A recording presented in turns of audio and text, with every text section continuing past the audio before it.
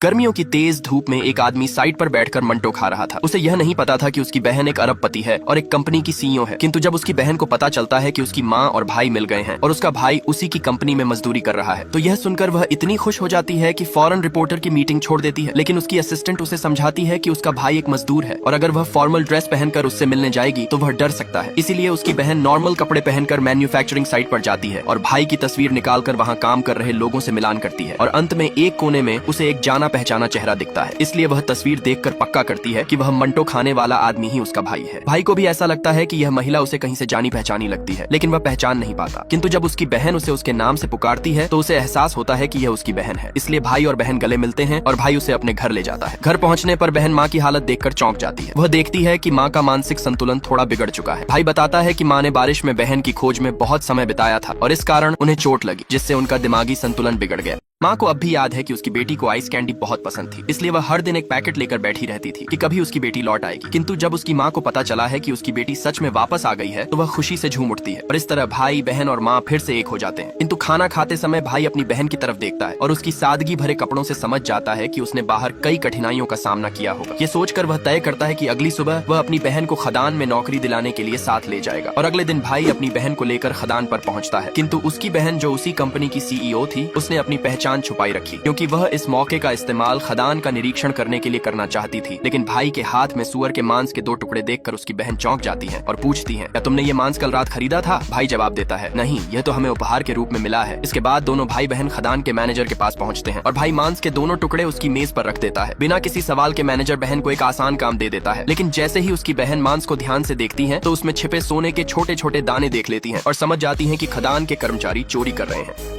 भाई अपनी बहन की नौकरी के लिए मांस के 2 टुकड़े लाया और मैनेजर की मेज पर रख दिया। मैनेजर ने बिना कुछ पूछे उसकी बहन को एक हल्का काम दे दिया। लेकिन जब बहन ध्यान से मांस को देखती है तो उसमें छिपे सोने के छोटे छोटे कण को देख लेती है और वह इस बेईमानी को बर्दाश्त नहीं करती और तुरंत मैनेजर की सच्चाई सबके सामने ला देती है, जिससे मैनेजर घबरा जाता है और मांस को धकेलते हुए कहता है, मुझे यह नहीं चाहिए, तुम दोनों अभी इसी वक्त खदान छोड़ दो। लेकिन भाई मजबूर था क्योंकि उसे अपनी 60 साल की बूढ़ी माँ की देखभाल करनी थी। इसलिए वह नौकरी छोड़ने से इनकार कर देता है और मांस के टुकड़े फिर से उठा लाया और मैनेजर से मिन्नत करने लगा ताकि उसकी बहन का काम वापस मिल सके और परिवार का गुजारा चल सके। पर इस बार मैनेजर ने कोई बात सुने बिना गुस्से में उसके भाई को एक थाप्पड़ जड़ दिया और उसकी बहन से उसे बाहर ले जाने को कहा। पर भाई को मार खाते हुए देख बहन बर्दाश्त नहीं कर सकी और उसने मैनेजर से तुरंत माफी मांगने को कहा। पर खदान के छोटे राजा कहे जाने वाले मैनेजर ने माफी मांगने से इनकार कर दिया, जिससे भाई ने बहन को लेकर वहाँ से चले जाना ही उचित समझा, क्योंकि मैनेजर का चाचा ही इस खदान का मालिक था और उससे दुश्मनी लेना सही नहीं हो। मैनेजर का चाचा, जो उस खदान का मालिक था, शोर सुनते ही वहां आ पहुंचा और पूरी घटना समझने के बाद उसने तुरंत घोषणा किया कि अब से उसकी खान सूखे मांस को नहीं अपनाएगी। आज से वे सीधे 10,000 रुपए लेंगे ताकि खदान में काम कर सके। 50,000 के लिए पहाड़ियों पर पत्थर का काम और 1 लाख के लिए पिछले लॉजिस्टिक काम मिल सकता है। इस खबर को सुनते ही मौजूद सभी लोगों के बीच तुरंत हंगामा खड़ा हो गया। यह देखकर महिला सीईओ और अधिक बर्दाश्त नहीं कर सकी और तुरंत सहायक को फोन किया और आदेश दिया कि कुछ गार्ड्स लेकर आओ और इन कीड़ों का सफाया करो। सहायक यह आदेश पाते ही खदान की ओर रवाना हो गई। मगर मैनेजर को शक हुआ कि महिला सीईओ ने पुलिस को फोन किया था, इसलिए उसने गुस्से में आकर सीईओ को एक थाप्पड़ जड़ दिया और मैनेजर ने वर्कर्स से कहा, सीईओ और उसके भाई को पकड़ो और पीटो, वरना तुम्हारी भी नौकरी चली जाएगी। नौकरी खोने के डर से वर्कर्स ने मैनेजर की बात मान ली और सीईओ को पकड़कर पीटना शुरू कर दिया। किंतु तभी अचानक एक वर्कर भागता हुआ आया और बताया कि ग्रुप के मुख्य बॉस कुछ ही देर में निरीक्षण के लिए आने वाले हैं। यह सुनते ही सभी लोग घबरा गए और तुरंत कुछ वर्कर्स को गेट पर स्वागत के लिए भेज दिया। किंतु सीईओ और उसके भाई को किसी सुनसान जगह पर बंद करने को कहा।